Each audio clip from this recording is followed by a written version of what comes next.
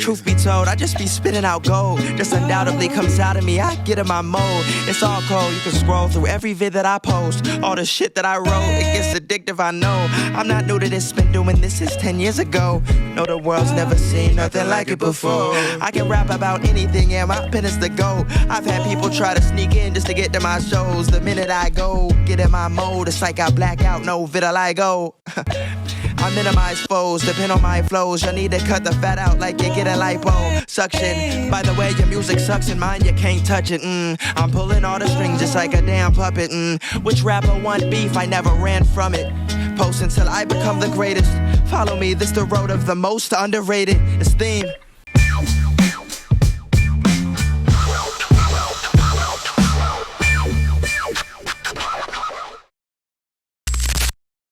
We up, we back in the green room, everybody. Welcome back live from the green room. Joe Feezy Fox in the building. What's going on, brother? What up, man? How was your weekend? In the building. Weekend was good. I had the invasive surgery. Oh, you want to jump into that right now? I mean, that's what Fox it was. had a colonoscopy. Fox had a colonoscopy. man, that's my first time under with the propofol, the Michael Jackson juice. I was like, man, this might be it. I was calling people. This might be it. This might be it. I think wasn't fearful, but I was like, man, what if this was it? Well, did you ask any questions? Hell yeah, I was asking all kind of questions. I was like, first, I asked about pickup, like, because they wouldn't put me in an Uber. Right. You have to have somebody. So, my emergency contact is my brother, and he's in Texas. So I'm like, all right, I need to get somebody. You need a new emergency contact. Yeah. So, but I had to find somebody to come pick me up. He asked me to move it. So of which? That way. Right. Yeah. Because you want to talk like this or that. So. Got it. So of which I did. I prearranged all that. So that was the thing to get them there because they weren't like waiting on me. I took an Uber there and then waited for, it seemed like hours. I thought, appointment time is this. Let's get it going. It was probably 3 hours before I even. What? Yeah, before I even got in there. So it was a lot of waiting. So maybe it's my LA Care. Yeah, that was different. When I had to get mine, it was took me in, filled up some paperwork. Yeah. Put me on the bed, put the joint in my arm, and they're like, "You have any questions?" There was mad people walking around. So one girl, I was like, "Excuse me, that's what you was like?" I said, "Yo, y'all ain't about to leave me in here, like, because you had to, take your clothes and put the robe on. Yeah. You're gonna leave me in here." He's like, "What you mean?" I said, "I'm not just gonna be in this motherfucker and people walking past the door and all that, like looking in there." It's like, no, once you under, we're gonna, have you in your own little room. I was like, okay, bet, because I don't want no janitor to walk past like Tony Rock with his ass up in the air. Like, let me get a picture of that. You know what I'm saying? Man, I was just wowed by, okay, this is it. He got a mop like, look at Tony Rock ass. Man, they were in there making jokes. It's like, man, it's supposed to be a place of health and doctors and nurses is supposed to be like, ER. I just expected. So what they say? Did they give you like, you're good, you're clean, you're clear, I had some pictures that I still have to look at. Like they gave me there's something there. I haven't looked at it yet. I literally got the packet. I don't remember getting dressed. Shout out to my really? friend. Yeah, because I don't remember getting dressed. No, wow. I do not. You was out for real. I was out of it, man. Shit, I was out. Yeah. Trey, what up, man? What's up, brother? How you doing? What's up, man? I was out of it, and I made it home. What up, bro? The homie, my friend of mine, she cooked me some soup. Okay. That was great. But I was wanting to know what the aftermath was. Somebody took care of you, huh? Yeah. Somebody took care of me. Okay, that's what's But up. the aftermath, I'm like, am I gonna feel any pain? Like, what is it? They said you ain't gonna remember nothing. You ain't gonna feel nothing. So I was like, all right, cool. If they find anything, how much longer am I gonna be under? That's what I was concerned about. Like, they didn't say polyps. You didn't have any polyps. I did. Okay. I did, but and they remove them and then you straight. Yeah, straight, and then they're gonna tell me if there's a real problem in a couple weeks. Okay. So found somebody's colonoscopy. Yeah, I figured. I'm glad I missed the first 2 days. I tried to keep it clean. Did they have any polyps? I'm like, nigga, what's a polyp? Nigga, what is that? Nigga? No, that's what I went under. The dude was like, yo, you had a polyp. I removed it. He's like, you good? Come back in like 2 years or something like that. I'm past due. I had a doctor's appointment Monday, And he was like, yo, you passed due for the next one. So I was like, yeah, bro, I'm not really in a rush to do it, but you know, Yeah. I was like, I got you. Gotta So get that I done. got to make Yeah, the they appointment. left What's me the alone. age Yeah, now? What they say? I'm scared. If you Yeah, black, bro, you it's need to go in early. You don't feel a thing. I think I should have went in I hear in you. my mid to late 40s. Yeah, I didn't. I'm gonna set that up. Yeah, set it up and get it taken care Oh, of, you man. like me? Same thing. You ain't done it. I haven't done it yet. I haven't either, man. Man, go Yeah. get it- go I get hear it everybody done. Be like you 40 plus. Yeah. I'm definitely gonna go get it. Start getting all that. Yeah. You know. Yeah. I'm usually good, but this year I haven't went. Supposed to get all my checkups with blood work, all that, and I haven't yet. Get it which is done, usually man. late for me. Did it yesterday. I did it, yesterday, Monday. Yeah, because when I went to go do it the first time, my doctor was like, we don't have an order in for you to do it. You got to get the proof from your doctor. When I got the approval, it's like you got to fast and all that. And time has got away from me. I usually do it in January. Yeah. So now I'm like, I gotta go get all that. Yo, shout out our sponsor, Captain Kirk Jamaican Rum Punch. I haven't had one in a minute, fam. But my brother from another mother's here. So it's only gotta pour me fitting one too. that I have a Okay, celebratory rum punch Well- in your honor. Well, let's do it. I appreciate you, bro. Well, I'll Toast wait. with I'll wait for you. Okay. Wait for you pour up. Captain Yo, so Kirk. what you how was your weekend? Yo, weekend was cool. Weekend was cool, man. Where was I at this weekend? Where was I at this weekend? I don't know, Trey. I did comics. I did Comics Unleashed yesterday, so that was dope. Oh, no. Shot Comics Unleashed with Byron Allen. That was real cool. Nice. Had a good time. And then this weekend I was in Greenville, South Carolina. Okay. Nice. Nigga, I can't think of that. So one long day. They always say. Yeah. They always say it's a one long day. Last night, yo, I had to. Just got back. Yo, I got the illest story, yo. Like The Greenville story. I was in a real life horror scene last night. Like In South Carolina? No, in my house. I got back Sunday. Okay. So this shit is like crazy. So when I was going over the weekend, wifey sent me a text. Was like, "Yo, there was a break-in in our community Oh, wow. at the house, like on the next street, but like right down the street, literally. Okay. Like you can see the house from our house."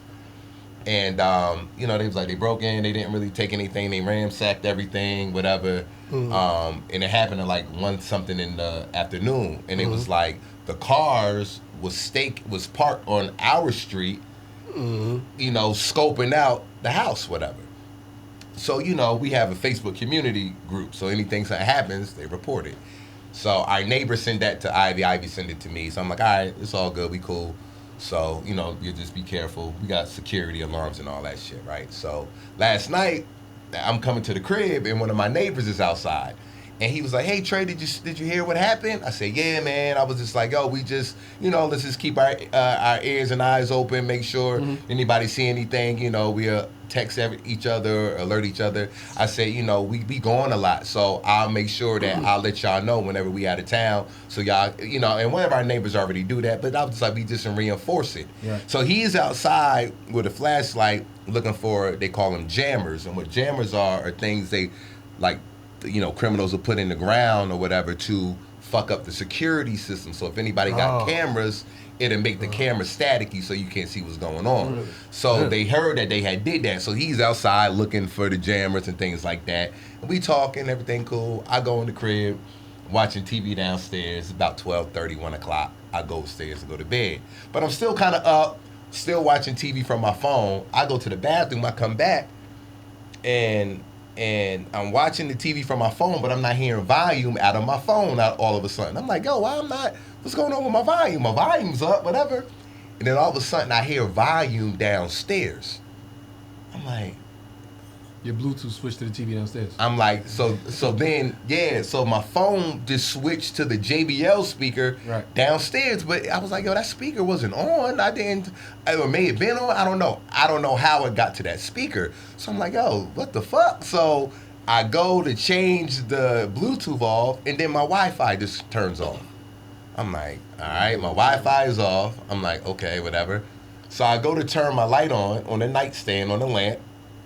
Lights is off. No, the light's not working. The lamp's not working. I'm like, wow. Oh shit. I'm like, okay, the lamp's not working. So I get up, do the ceiling fan, click, no lights is working. No power. I'm like, yo, I look at, because we got an alarm pad upstairs as well. Alarm pad, not working. I said, oh shit. Like, so now I'm like, yo, no lights is on. I was like, yo, these motherfuckers done came. They done cut the power off. They done cut the alarm joint off. I'm here by myself. So I'm like, all right, Trey, don't panic. So I got a balcony, like a patio thing on. Did you check another house across the street, see if their light was on? So I open up our patio balcony upstairs, and I'm looking, and other people got little lights in their yard, but I don't know if the lights in the yard are connected to the electricity or not. So I'm looking, and it's 1 o'clock, 1:30. Don't nobody got their lights on at this hour anyway. So I can't really decipher whether or not their power is off or not. So I'm outside, and then Ivy's calling me. She's like, and we don't have really good reception without Wi-Fi. So I'm like, hello. She's like, what's going on? I'm like, what do you mean? She's like, the alarm people are calling me. And I'm like, so I hear it. So then I hear the alarm is going off downstairs, because the downstairs alarm is still working. So I'm like, oh shit. I'm like, yo, I don't know what's going on. All the power is off. The alarm pad is not working upstairs. I didn't even know the alarm was going off. She's like, are you okay? I was like, I don't know. I was like, nothing is working. And I'm just thinking about the burglar. And she's like, well, do I need to call 911? I said, and I'm trying to whisper. Maybe. So I'm outside. I'm outside on the patio, but I'm still looking at the bedroom door to see if anybody's going to try to jiggle or walk in. And I'm whispering. She can't hear me. So she's like, what's happening? I'm like, yo, I'm trying to talk quietly. Yeah. I'm like, I'm trying to talk quietly. And so then she looks on the Facebook group. She says, okay, somebody just asked if anybody else power go out in their neighborhood. Yeah. I was like, okay. But nigga, I'm still like, so then I look across and I see people with flashlights on through their window. I'm like, okay. I'm about to open the door. I'm looking for the BB gun. Cause I don't got no real firearm, which I'm about to go change. I was waiting for you to get that part. I'm looking for the BB gun. I'm like, I can't fucking find the BB gun. Like, why didn't you grab the gun? Because it's dark. I'm in Chris. I got on the gun. I just get by the gun and see. Somebody come in here. Bop. So eventually I open the bedroom door. I'm just looking. You know what I mean? I got the flashlight. I'm like, all right, it's pitch ass dark because our patio. No window or nothing. No curtain, so you could just see out, but you can't see shit. Yeah. So I'm just kind of on guard downstairs for like 2 hours, just like. He got bags under his eyes. He ain't slept a week. I ain't sleep at all. And I'm like, yo. And so then my mind was thinking like, yo, what the fuck if somebody can't, you know what I mean? Like if some shit had really went down, man. The moral of this story is get your firearm. People, what? Two things. Get a gun in your house. Number one. Number two, when black people move into cul-de-sacs, they turn into white people. I'm like, I'm nervous. I don't know what's going on. Did you clear the house? You're like, hey, yo, who lights out? Right. Yeah, your lights out. Yeah, nigga, your lights out. You good? I'm good. All right, nigga. Have a good night. Yo, that's what I miss about the hood. In the hood, everybody gonna be outside when the lights go out. Right. I'm looking, I can't hear nobody outside. I'm just like, yo, where is everybody at? I'm waiting for people to be like, everybody lights out. Yeah. That's what I'm used to. Nigga, not in the cul-de-sac. Yeah. Not in the cul-de-sac, nigga. Get back to the hood. Oh, man. Wait, yo, hold up. We have to introduce our guest. We're going to get to the, I know you want to cover the Oscars. Yes. All right, but first I have to introduce this cat right here. 20 years? 15? Man, at least 2007, 8, something 2007, like that. 8, 15. Yeah. Right? 15 years. Yeah. We became friends by happenstance. I was By on tour. happenstance. I was in Toledo. I was in Dayton, Ohio. Yeah. The young lady that managed him at the time was playing his music in the green room.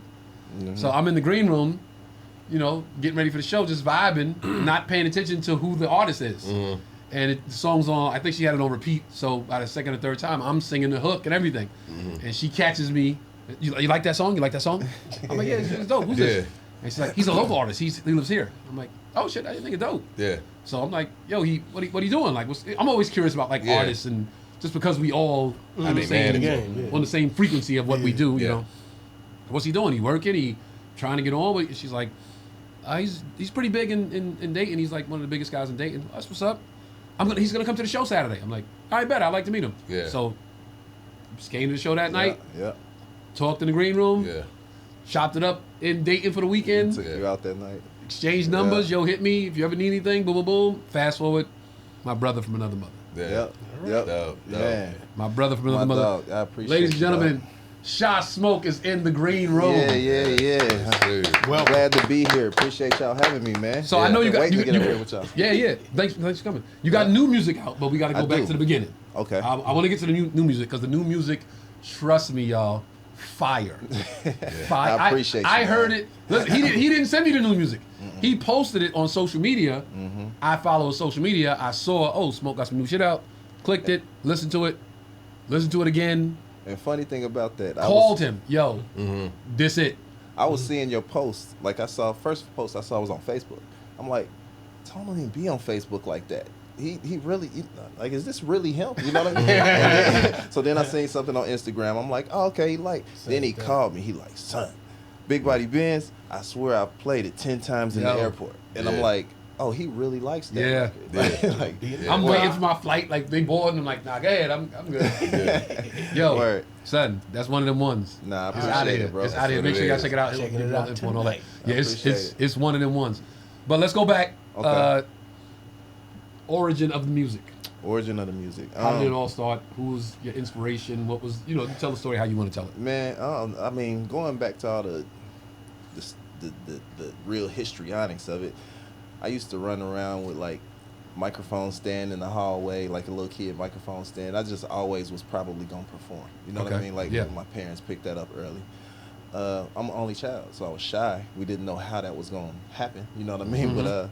But music, man, I started to fall in love with like the mixing and and like Yeah. so I always had turntables in my room. That turned into obviously teaching Killer how to DJ. Okay. That's how Okay. he Shout out Killer, I see shout you. out Killer Kev, man. But yeah, he'd tell that story one day. Like I taught him that because of my early. So I just fell in love with music early. Okay. Fast forward, man, to cut across the field. People would invite us to the studio. It was a big studio in our city. This dude, rest in peace, Mo Beats. But he used to like, if you got to Mo Beats studio in our city, you were really making noise. Like Okay. he was the guy. You Okay. know what I mean? So So it was other studios that people worked It's at other trying to studio- get to Mo Beats. yeah, Mo Okay. Beats was the producer that, I mean, he had the lineage. Radio stations called him when they need stuff engineered. Like he is the guy. Okay. Yeah. So somebody heard some stuff I had did. Mo invited me to the studio. He heard some stuff, and then somebody heard that stuff. It ended up catching on a little bit. The homie that I met you with, Yeah, like the homie, yeah. we ended up making some music, and that record, Ballin', that's the one you ended up singing. Yeah. So Ballin' is the one you ended up hearing. So after all that history, a record called Ballin' took off in our city, and that kind of sent me into another place, Right. status-wise. Right. Yeah. So I can keep going. Or, Yeah. So Okay. so when you say it took you, all right. So because you ain't poured yours yet, so. yeah. I got so the mic. you I don't wanna have the mess it up. song. You don't have the song, and then also you got the song called Ballin'. Uh-huh. What was the buzz like? How did you know? What happened for you So to look, be like, this the- oh this the- shit, you know? This the coldest thing we did, bro. It was before our time, and we didn't know it. So, referring back to Kev being my DJ, this is interesting. I'm gonna get to that. Don't let me veer too far. Okay. The reason Kev is my DJ is because the first show I did, it went well, but I realized it didn't look like we needed it to look. I was like, bro, I'm a rapper. I need a DJ. You love music. You ain't doing nothing. Like, Yeah. so that's how he became a DJ. He took it serious, and that manager that you're talking about, who worked at the radio station as well, Yeah. she ended up getting him gigs all over the city. We put out the record Ballin', and when it started catching, he started playing it everywhere he was DJing in our city. That's why I say it was before our time. So every club, every Friday, Saturday night in our city, it was I'm Ballin'. It was I'm Ballin'. It was SHASMOAK. So Yeah. it was really a genius plan that wasn't genius because we didn't do it on purpose. It just ended up like, oh, your manager work at the radio station. Oh, your DJ is in every club in the city. Oh, you him, huh? Like, and then I'm like, well, I guess so. You know, so that's that's Most how genius plans happen like that. Like Yeah. a lot of things that Right, common, that- not like they're just like household products or Yeah. things that we just take for granted happen by accident. Yeah. Bro, It we just had happened- no idea. We yeah, had it no just idea, happened. and it just so again, funny story to that. So the end to that question, Kev, I was in the house. It was a midnight story, somewhat like your scary story. But I'm in the house. I'm literally on the couch and I'm dozing. He like, bruh, how far are you? I'm like, far from what? He like, from Cream, the club. Yeah. I'm like, I'm at the house. So it was about probably 17 minutes. Yeah. He like, man, can you just get down here? I'm like, bro, why? I'm thinking something wrong with you. He like, you just gotta see this, man. I promise I won't lie till you come. And I just went, trusted him and went. And he's like, watch this. And he put on the record and everybody just threw up their hand. I'm balling.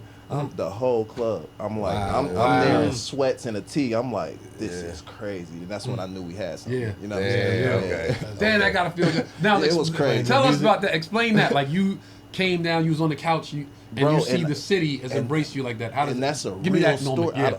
Man, it did. So it was like you want. So that felt like that was the culmination. So what made me actually feel like this is something I want to do on stage, which got me to that first show that I was talking about.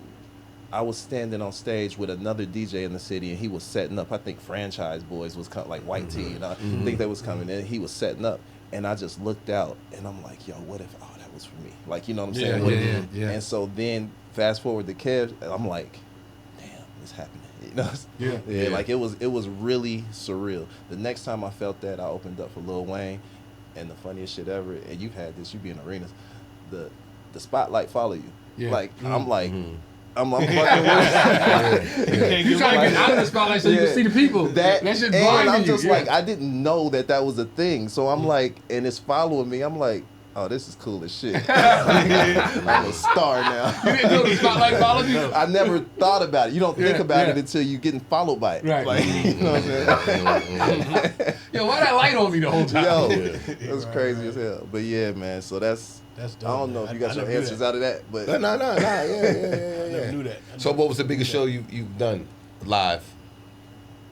You said you opened up for Wayne. That's pretty big. So that now I'm thinking that was big, but I was on the road with an underground artist named Xavier Wolf. A lot of people don't know him, but Wolf is like major on the underground circuit. Okay. Does all like the Rolling Louds.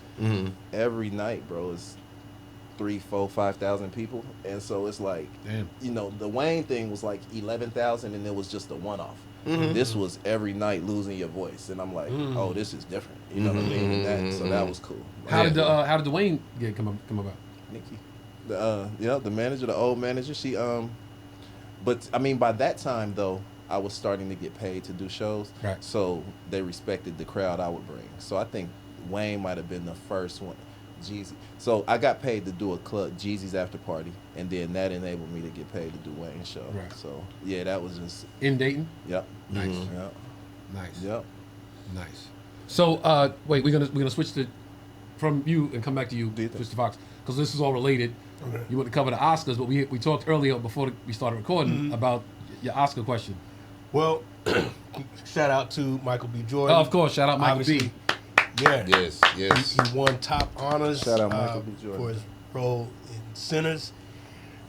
And I've been trying to find like just his comments about like, you know, how he's taking it in and how he felt about awards. And I ran across a video that was talking about other Oscar winners, you know, how long they've been nominated, never getting it, and finally getting it, where they were in their career, you know, when they got it. And it was interesting. I wonder how Michael B. Jordan feels now that he's got this Oscar, this major accolade. What is it now going to do? Like, what's next for him? Like, what is his next project? Because he's so young. I mean, he's barely 40, if that. He's not even that. So he did great work in Sinners. So you can just imagine what he's going to be doing now that he's got that credit.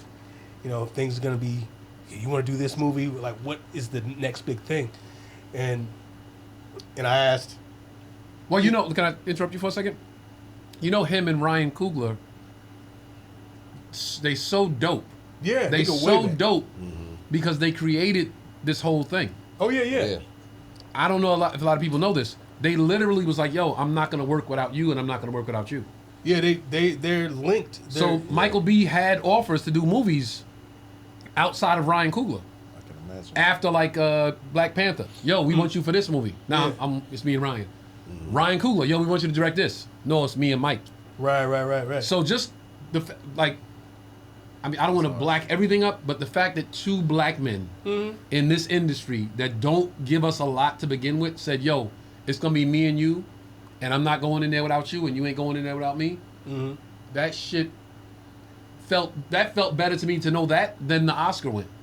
Yeah, because They Denzel and then Spike Lee in it. Yeah, Nowadays. No, but Denzel does movies without Spike, and Spike does movies without Denzel. Yeah. Ryan's like, yo, I'm writing this movie, and Mike's in it. Yeah. Mike's like, yo, I'm got not this thing doing for it you. if Ryan's not directing it. Yeah. they trust That's each other. like, yo, we fucking back to back. Yeah, they director and actor working together, Right. creating great projects. I can't remember the award show that it was. He's been getting awards leading up to the Oscars. Yeah. So I'm listening to Ryan Coogler talk about how they met. I mean, they met out here. Yeah. And the whole story, he was going into it. And I was like, wow, they really go way back. This is before Fruitvale. So it's like, all right, you have a wealth of material, a body of work. Now it's on, right? But they're still going to be doing great projects. So I asked you, is that something as an actor you would aspire to? And as a comedian, do you need a type of award like that that kind of validates you, that opens you up to bigger and better things, so to speak? And I guess it depends on who you are. You said, yeah, I want all the accolades. It's like, and you said, what'd you say? Like winning a championship ring. Yeah. I said, just bring you up to date because we were talking before the cameras came on. I said, for me, just being nominated for an Oscar is a win for me. Yeah. To win it would be great, of course. But if they said, yo, it's you and 4 other people for this Oscar, that's a win for me. That's the one. Yeah. I'm having the party. I'm wearing the tux. I'm calling people. I'm flying motherfuckers in for the party. Nigga, we won. We got nominated. We got nominated for an Oscar. We won. In the conversation. You know what I'm saying? You should though. As you should. And even nominations open up doors. Right. Yeah. Yeah, because they'll say that Academy Award nominees such and such. They're gonna say that for the rest of your career. Yeah, for the rest of your career. And we were saying there's no comedic equivalent other than I said the #1 special like that year. Yeah. But even that is why, like I told them, that's why comedy's the best art form in the world, because it's always the next day. Like you got a #1 tour. You got a #1 tour in 2026. The #1 special. 2 weeks later, everybody's like, all right, nigga, what you got? What's new? Yeah. But Oscar winner is that for the rest of your life. That for the rest of your life. Right? 100% right. So what I chimed in, that's true, bro, because I see it all the time as a spectator. I'm not a comedian, but I see it all the time. But what I told him, I got a basketball history, so I compare like sports. It's always a comparison. Yeah. What I said is, and I'm glad you said the nominee part too, because it's like getting drafted. I feel like anybody that has gotten drafted is always going to be able to play somewhere because you got NBA lineage behind you. Yeah. Getting the win, that person going to get a different check. Yeah. Forever though. Like you know what I mean? You're going to be able to go to Venezuela and get a check because you're an NBA champion, Ralph Johnson. Like you know what I'm saying or something. But also if you only got drafted, you might not can go get that $600,000, but you're going to get you get $80,000 because you gonna eat. So I think that's the relative sports comparison, but like I think if you're an Oscar nominee, you're probably gonna be able to always do something. You know what I mean? So I would assume. Well, and if you win, you win, you out of here. Well, there's a few things. First, we can't mention Ryan Coogler and Michael B. Jordan without shouting out Twinkie Bird, the casting director. Yeah, I saw that clip. Because she was the one who encouraged Ryan Coogler to look at Michael B. Jordan. Really? Michael really? B. So I don't know if people know this, but the original person I was supposed to play, or who Ryan Coogler wanted for Fruitvale Station, was Columbus Short. I've heard that. Because Columbus Short was the guy. He fucked that up. Yeah, so it's a few lessons. He fucked that up. It's a few lessons to be learned. Damn. There. Do a Chrissy voice. Damn. I was fucking Superhead when they called. Right. Damn. So I was getting my dick sucked. you directors gotta stop always trying to find the popular person and find the person that, or be willing to look at other people that you don't know or not familiar with. Holy shit. So Twinkie Bird was like, you have to look at this guy. I think you should talk to this guy. And Ryan and Michael B. Jordan had a meeting and like lunch, whatever the case may be. And Ryan Coogler was like, yo, that's him. That's the I dude. fuck with him. Yeah. It's him. We gonna go with him. So shout out to Twinkie Bird for even seeing that vision that Ryan Coogler didn't even want to see. And then, boom, they worked well together in Fruitvale Station, which was a dope movie. And then they blossomed into where they are at today. Right. You know what I mean? But, you know, I tell people all the time, it takes one person or the right person to believe in you. And then it takes another person who can make certain things happen to believe in you that much more. And now you working forever. Now you working forever. Well, it's cool when And just like that happened, just to be clear here, and I'm going to address this in the Patreon portion of the show. I will address it. But just like what you said happens, there's also the person that says that's not him. That person Opposition? the person that says no, that's not the guy. Yeah. And you have to believe. Yeah. You have to believe even when they don't. So now you got to fit because Michael B. She was saying Michael B. was like, yo, can I just meet with him? Just let me meet with him. Just let me talk to him, which is a testament to what a lot of us really got to do sometimes. Sometimes we too cool or just too like I don't want to this, I don't want to that. You know, when you believe in yourself, sometimes you just got to go that hard to be like, yo, let me have a meeting. I know you don't believe it. I know the director don't believe it, and I know so-and-so don't believe it, but I believe it. So just let me have a meeting, and if it don't work out, it don't. But I'm telling you, I feel like I can make it happen, and we gotta, you know what I mean, we gotta make sure we still doing shit like that. But then again, when we think about all the black men who won Oscars, right? all of them. You mean I mean, all of the few. The 5, the 7, I think. And even with the women, do we think there's an Oscar curse? How so? Go ahead. All right, so Monique won the Oscar. She didn't really do anything after big. But major. he talked about this earlier. Yeah. After she won the Oscar, everything started coming out about the work environment that was created working with her. Okay. Has Jamie made a good movie since Ray? Jamie don't give a fuck. No, but I'm just Jamie asking. don't give a fuck. Yeah. Jamie don't give a fuck. Yeah. Jamie's up on the fucking hill. But the answer is yes, Django. He fucking. Oh yeah, okay. Bet. And then I'm asking because you know, was that on the so he level did of- make Django. Yeah. No, Django was dope. Django was dope. Jamie's made a lot of really that fucking movie Kingdom that he was in. But see, that was right after the No, Oscar. listen, I'm just Yeah, saying. I'm yeah. just saying. Personally, Yeah. I love that fucking movie. Okay. I watched that shit. I'm flicking channels. It's on. I'm watching that. Okay, Shit. okay. That's dope. Because I have That's when he was in the military, Kingdom. right? Yeah. I don't You gotta remember see it. it. I will. But he's doing really good, putting out quality bodies of work that aren't necessarily Oscar worthy, but he's Right. putting out good movies. Right. So I think Jamie's just like, yo, I'm getting the bag still able to continuously. work. I'm up on the hill. I can Yeah. invite 20 bitches from the clubs in Hollywood to come up every Saturday. Yeah. Good money. Yeah. Good yeah. money. So I don't think Oh, go he's ahead. cursed. Wait, yeah. Well, no, just to your point about somebody and seeing something and not being ready to take the chance, but knowing to take the chance. What's that, man? Rob Holiday. I don't know if you heard a producer. He used to work with Bad Boy a lot, but Rob Holiday, man, I that's know, yeah. one of the first producers I worked with when I moved to LA. And he's seen an early problem of mine. And like I would always be like, dang, what's next though? What's the state of the industry? What does it sound like? What kind of record we need? He said, bro, stop worrying about what's next to do and worry about what's next for you. And like Boom. that, that literal advice Preach, was nigga. like, and it took me so many, cause like, stop, bro. The reason people are a fan of whoever, Drake, you look up beats that say Drake type beat, Yeah. and then like you look up Yachty type beat. They literally came in sounding like themselves doing their thing. So like, I mean, in comparison, Ryan and him sticking like, nah, that's what's next for me. Like, I know it's a lot of stuff to do, but Ryan and that's what's next for them. You know what I'm saying? Right. Yeah. Yeah. That's a good one. Yeah. It's dope though, man. You know, I always got love for Michael B. Jordan. He from, Newark, New Jersey, you know what I mean? So it's a Jersey brother. And I had just put a post up on the social media, and we've talked about this on the podcast before, about corny and how it started coming back Oh, out with the girl in high school Oh, said he was L'Oreal. corny. L'Oreal. But then she said He she didn't remembered say that. it. Come to find out, it wasn't her that actually said it. Okay. But you know, it's been coming out now. They bringing it up now, and you know what? And Well, what they did was So he they, got it wrong? they brought up no, they just they kind of tried to like water it down, but they said that he used to come to school with a headshot.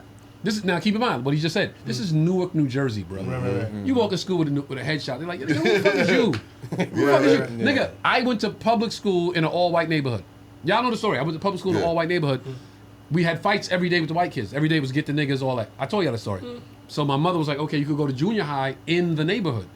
So I went from all white to all black right down the street. I come to school the first day, 7th grade. I'm used to the white school. I walk in, the teacher walks in, I stand up. Good morning, teacher. Yo, son. Damn near the whole school was like, fuck is this nigga, yo? Who the fuck is this? The whole school. Yo, my class coming from other class was like, yo, who is this? I'm in the hallway, oh, good morning, teacher ass nigga. I'm in the lunchroom, good morning ass teacher nigga. The principal come in, this nigga right yeah, the principal, who is this nigga, yo? Did you bring I was the corny nigga. I was the corny nigga, but that was because what I came from. Yeah, I man. thought I knew a lot about. I've never heard. Son, Damn. I was. Who is this? Son, the teacher would say, "Yo, son." The teacher would say, "Everybody read a paragraph, right?" Yeah. In the white school, you stand up when it's your turn. Yeah. So the teacher would go, "Trey, read paragraph number 1." You read it. Fox, you read paragraph number 2. Smoke, read paragraph number 3. Tony, read paragraph number 4. I would push my chair, stand up, and then I said, "They're like." Fuck is wrong with this nigga, yo? Because that's what the white school was. We did that. Yeah, that's I was crazy. corny. He was I was corny. institutionalized. And that's what I was telling. Wait, hold on. I was corny, right? Yeah. In essence, I was corny. Oh, Right. Against the grain. Then I started talking and making friends, and the whole school was like, "Yo, ain't nobody funnier in this whole school than this kid." Yeah. Then I started playing ball, and it was like, "Yo, this nigga could ball." Yeah. Then I started playing football. They're like, "Yo, this kid," and that was it. Yeah. But I was corny to them By the because they standard. came By from, the standard, yeah. you know, And from they what their was- standard was, right? And Yeah. they wasn't used to doing. They wasn't used to what I was doing. I wasn't used to them. What they was doing, and Right. that's what I said today. I was like, "Yo, first of all, to be in this business, you got to be some sort of corny, because that corny is giving you a certain kind of focus that you need." In order to, you know what I mean, to reach a level that you want to reach, man. And basically, like I said, everybody is corny to somebody. That corny is often the professionalism. Yeah. Just Yeah. FYI. Corny is winning. Yeah. Corny people are winning. Corny people are winning. Like, Like, Jeff Bezos might be corny. Fucking what's my man? Bill Gates is super corny. Right. It's generally the Super evil. professional aspect of whatever we're talking about. That's the corny part. Right. Yeah, Right. I'm like, you know, the drama you kids stood was up Corny. corny. This motherfucker going to bed, we going to the party. Yeah. He corny. Yeah. Mike's like, yo, no, Mike was like, I'm going to Yeah, bed. Mike was was like, where the hell was that? Yeah, Mike was on his shit. Mike was never corny, though. Mike was never corny. Yeah. That's why Mike's No. Mike was corny to the squares. That's Probably. my point. Probably. If somebody was always corny, Yeah. that, like Yeah. to the cool kids, it was the nerd that was like, oh my yeah. gosh, why Yeah. he thinks he's so cool. Yeah. So everybody is corny to everybody in a sense, man. Yeah. That's just how life is, man. Especially when you was in middle school and high school. Yeah. It was just if you wasn't into what that person was into, they were corny to Right, you, right, and vice right. versa until you become a grown adult. You know what I mean? But the thing is, my man had focus. You know what I mean? He had focus back That's then. what it is. He was focused when everybody else wasn't, so that Right. made him corny. Right. So Especially on Eddie something Murray like said that. he went to school every day with a briefcase with like just jokes written in it, and I think a headshot as well. A briefcase in Bushwick, Brooklyn. Yeah. Fuck is wrong with this nigga? Huh? And Charlie, his brother's out there fighting motherfuckers every day like the wildest nigga in the neighborhood. So Right. Eddie was super corny to everybody else. Yeah. You know what I'm saying? I just believe though, also like your journey is your journey. How do Mike know? And this shout out to Mike. This is nothing against him. How do you know that didn't help you, bro? Like that, you might be talking to her right now because of what they were saying. So like, own it. I wouldn't change nothing about the journey. Yeah. You know what I mean? Yeah, Because yeah. so. You know what I mean? And sometimes Right. sometimes you do gotta tell a motherfucker like, hey, remember you used to talk shit. But, Yeah, But of like, course, but of also course. thank you a little bit. So, Yeah. you know what I'm saying? I didn't like when they were saying like he reverted back when he was a child back in grade school. That's When white he did, people. no, that's That ain't So- cool. No, I think sometimes you it was gotta check like them what you motherfuckers. said. Yeah, that's all it was. Yeah, I remember you used to do things. this. But embrace the journey He still. was just flexing Yeah. a little 2 bit. points. Yeah. You said something that I want to piggyback on that. Okay. You said sometimes you got to tell a motherfucker. Yeah. I always say sometimes there's no greater motivation in this world than proving a motherfucker wrong. Yeah. Yeah. There's nothing gonna motivate you more than proving a motherfucker wrong. That's number Yeah. one. Number two, Chrissy on tour. Let's say 10 years ago. Chrissy's on tour. 10 years ago, Chrissy's the hottest motherfucker in the world, right? He's on tour. He comes back to New York to do press. Regis and Kathy Lee, Breakfast Club, Angie Martinez, all the run the gamut of press in New York. Lands at the airport, limo driver picks him up. He immediately recognizes the limo driver. Immediately. Doesn't say anything, recognizes him. Gets in the car, town car, or the Escalade, whatever. Guy takes him, do all his stops. They go, hey man, you want to come up and watch the show? Like I'm doing Regis and Kathleen, you want to come up? The guy's like, really? Yeah, just park, come up. The guy comes up. Driver comes up. Yo, he's with me. Get food, drinks, whatever you want. The guy eats, he drinks, he watches Chrissy shoot Regis and Kathy Lee. Chrissy leaves there, he goes to Good Day New York. The guy, yeah, you want to come up, man? Yo, come up. Takes him up. The guy's like, oh shit, this is the most incredible thing. Tall, big Guido Italian guy. Watches him shoot Good Day New York, watches him shoot Regis and Kathy Lee, goes to Breakfast Club, goes to Angie Martinez, goes to Fox, goes to CBS, goes to Gale in the morning, all runs the gamut in New York. Chrissy's on everything. Guy's taking him back to the hotel, and the guy says, hey man, I didn't want to bother you because you was doing the press and everything, and I didn't want to, get you out of your zone and everything, but, we went to public school together. We went to 271 together. 277 together. And Chrissy says, I know. And says, you're Mike whatever. You chased me. You spit on me. You called me nigger every day. You had people try to beat me up. You guys jumped me in the bathroom. You guys hit me with trash. And that's why I was so nice to you today. Because if I did anything derogatory to you, it would have justified you treating me like that all these years. So that's why I was so nice to you. I'm going to give you a big tip. I'm going to tell your boss that you did a great job today because I never deserved that shit that you did. Yeah. That's And he great. got out That's the car good. and walked into his 5-star hotel and told the guy peace. That dude's fucked up to this day. Yeah. I'm sure. Ultimate flex. To this day. I'm- The I'm- ultimate nothing. flex. That shit The make me ultimate want flex. that shit make me want to cry Yo, right now. Like I no, did I'm- it. Like The God. ultimate flex. The Yeah. ultimate you flex. did that, nigga, and you just drove me around to do press in New York City. Yo, the Your ending bagel to that, on me, motherfucker. Your fucking apple juice, all that shit on the arm. Nah, that's a class act. That's a class act right there. That's who Chrissy is. That's who Chrissy is. Me? Yeah. Shout out to because I would have been in the backseat hitting him with a sock. Nigga, I would have sat whole behind time. that motherfucker when he was on the highway and kicked that nigga forehead into the fucking windshield, and we would have both died together. Smoking weed. As long as he died first, I'd be like, is he dead yet? Is he dead yet? Right. Nah. Right. That's who Chrissy Shout out is. to Yeah. Chris, man. That's who 'cause- Chrissy is. Yeah. Flex. Nah, that's Didn't have to flex some muscle. Didn't have to Be hit nice. nobody. Didn't have to do nothing. I Yo, aspire to reach that level of maturity because I'm not there yet. I would not. I've been kicking his seat like I we know like I'm we in not coach. I know I'm not there. I would have had him throw a spitball. Type. Yeah. Or has Like it Yayo been sitting the behind- reverse? Have you ever picked on somebody or, as a kid? I hate bullies, man. And not even really, but joke on people and then not realize until you were an adult, like, damn, yo, that was kind of, Can I tell you a I was story? kind of mean. I didn't mean to. I'm so glad you asked that question. I'm gonna tell you a story. I'll tell you a story. I was in junior high school. This is how long ago this shit was. I was in junior high school. There was a kid that lived around the corner from me. Super nerd, corny. Super nerd. Father would walk him to school every day. Father would pick him up, walk him back. Church every Sunday. Like, didn't play ball with us. Yo, you want to play? No. Sit on the stoop. Super corny. One day I'm walking home from school. I turn the corner. I start walking. The street we grew up on, Decatur Street, between Howard and Saratoga. Saratoga was a hill.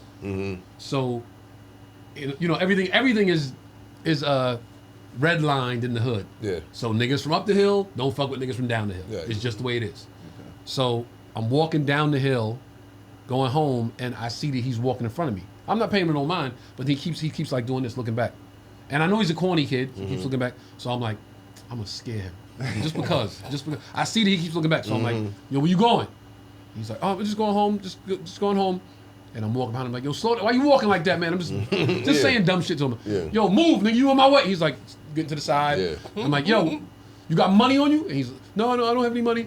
And I'm like, I get to my block. His block is the next block over, Yeah. like one more block. So I turn to go down my street, and I'm like, yeah, you lucky I didn't rob you, nigga. And I just go home. Yeah. Right? I start walking to my house. His father's waiting on the corner of his block. So he goes to his corner and tells his father, like, that kid said this. So the father comes back around the corner like, yo, you out of your fucking mind. You leave my son alone. And he tries to watch where I'm going to go, what house I'm going into, so he can tell. So I'm like, fuck, now I can't even go home because the motherfucker going to come to my house and knock on the door. And my mom's going to whip my ass because that ain't me. That wasn't Right, me. that wasn't you. I just saw that he was Raised like afraid, that. so I was Yeah. like, I'm going to play it up. Yeah. And I'm like, yo, what the fuck did I do that for? Like, that kid didn't bother me at all. I was just Yeah. because I saw that he was being timid, so I played into that. Yeah. But sometimes I'm the same kid. Sometimes I'm the kid that's looking back. You know what I'm saying? Yeah. I mean, that's the kid, Right, though. right. It's Your kids. kids It's are gonna be kids. kids. But he Like, said, have I ever been mean to somebody? So I'm like, so, yeah. yeah. And that's the Unwarranted. thing. Unwarranted. I've been that, like, and it's crazy because, like, I was always cracking jokes and but not really with no harm intent, just being funny. But you don't realize how that may have affected somebody. So one time recently, somebody inboxed me and was like, hey, I see you're a comedian. I'm in Oakland, and if you're ever in the area, I would love to come to the show. And I looked, and it was this chick that I used to clown. It was this white girl, and she was a twin. And I used to like get on them both, you know, and the Freedman Busters. We're the Freedman Busters, you know, like because their last name was Freedman. Right. I'm the Freedman Busters, you know, and everybody laughing, you know, because they was corny. They was, you know, kind of chubby, not, you know, they just didn't come looking at that time in elementary school presentable and stuff. And I used to, you know, pick on them, but not fight them, and I just say mean stuff. And when she reached out to me, I went back to that time, and I was just like, hey, she was like, do you remember me and all that? I was like, of course I remember you. You know, I was like, when I'm in Oakland, yes, you can come to a show. I'll give you a ticket, give you 2 tickets, drinks on me, whatever. But in my mind, I was already trying to make up for all of those, you know what I mean? Because I don't know how she may feel to this day. Like, he was always Did you say something on stage? Like, yo, no, she didn't come. Or something happened where I not hit her or something happened. But next time I'm in Oakland, I'm going to invite her to the show. But she reached out to you. She reached out to me. Yeah, that's dope. She reached out That's to dope. me. And I was just like, damn, she probably like, this nigga used to fuck with me all the time. You know what I mean? Hey, man, I mean, I guess you let bygones be bygones. She reached out to you. She remembered you. I know you. It couldn't have been that bad. Like, Right. Trey, what But you the do terrorizing thing is, white like, girls at your school? Ain't nobody perfect. The bullies I hate are the ones that are in their adult mind. Like, you're just doing shit to people. You know what I'm saying? And that, you know, we should be past that. Facts. But ain't nobody perfect As kids. kids, we kids. We don't know no better. You know what I'm saying? I remember me and Kev used to call ourselves. Bullies need to be taken Me down. and Kev used to call ourselves this early before we knew what we was doing, like trying to sell weed and stuff. Bro, this dude tried to pay us. It was like a $10 bag. He gave us like $9, and the rest was in change. Yeah. Man, the lashing Kev beat, I felt bad, bro. Kev beat him? No, just tongue lashing. Oh, like, okay, just, okay. bro, why the fuck would you bring this shit out here, nigga? You know, but I'm like, bro, we ain't even like that. What are You were like, doing? nigga, it's We $9.85. like 15. Dog, You know, I was we're like the 15 nicest years weed. old. I was the nicest weed dealer in the world. I sold weed for 2 weeks. I was the All nicest. polite. People come knocking on the door early in the morning, and I just be like, "Hey man, I'm new to this. It's my third day at the job." I said, "I don't know what the ounces is, man," and I was just nice. I don't know. I had niggas coming to the weed house. They was like, "Hey man, you selling weed?" I was just like, "Yeah." They was like, "I need a QP." I didn't know what that was. I was like, I said, "Hey man, come to the house, bro, and we'll figure it out, man." No bullshit, no bullshit. Last drug Play that story. shit I had a down. nigga. I'm serious. I'm like 15 years old, sneaking around.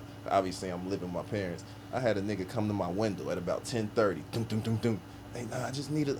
I knew right then, this ain't my life. Nigga, fuck my whole my life house, up, nigga. No, I'm about to be on punishment, I'm about bro. to be Yo. on Don't punishment. sell selling. weed at the spot. So wait, I'm gonna make sure we come full circle back to the music. Yeah. Because there's a lot we can address with the music. Because you said in the music, you was selling.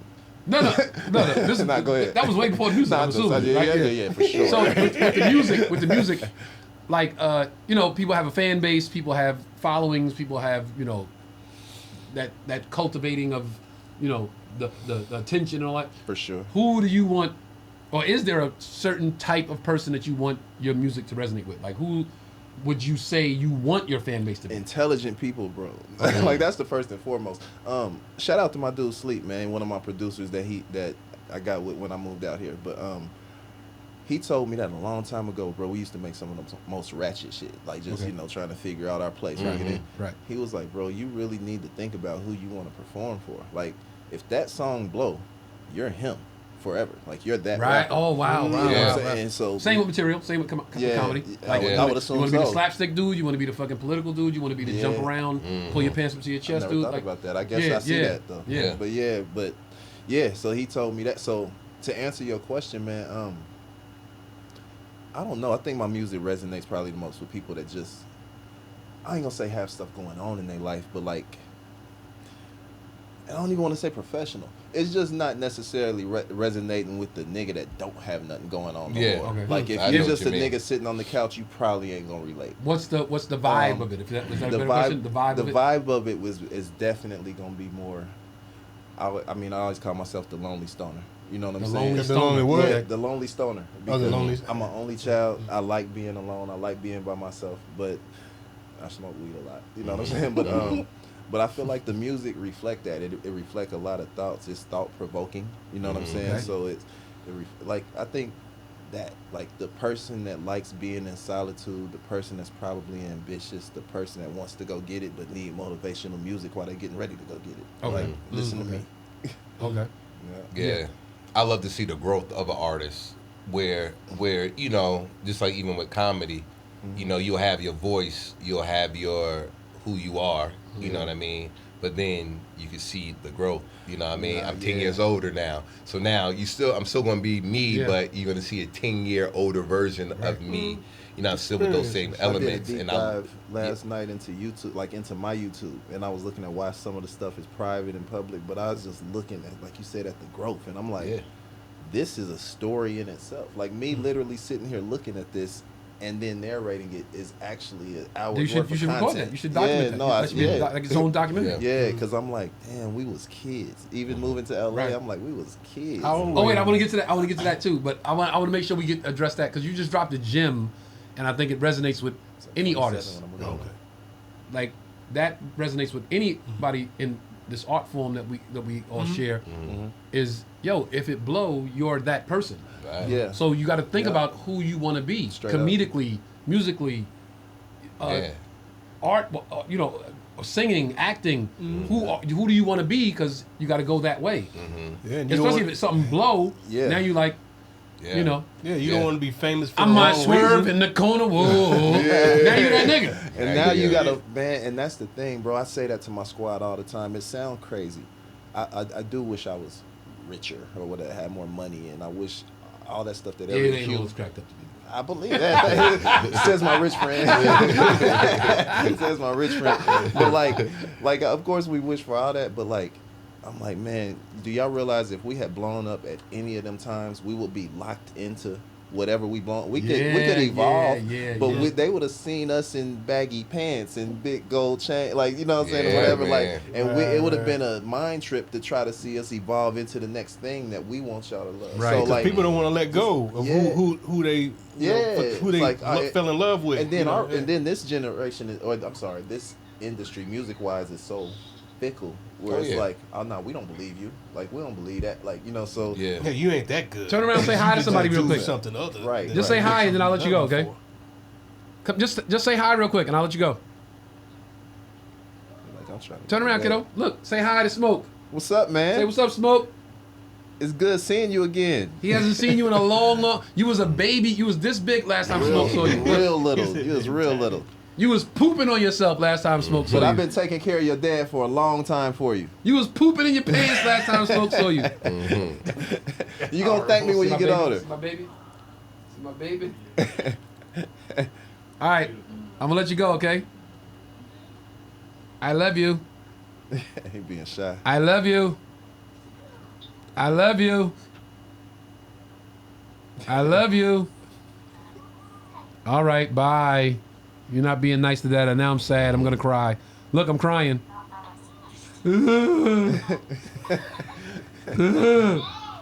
That's not fake. It's real tears. It's not fake. Laughing while he says it. It's not fake. You're making me cry. You're not saying I love you to Dad. Look. It's not fake. Look.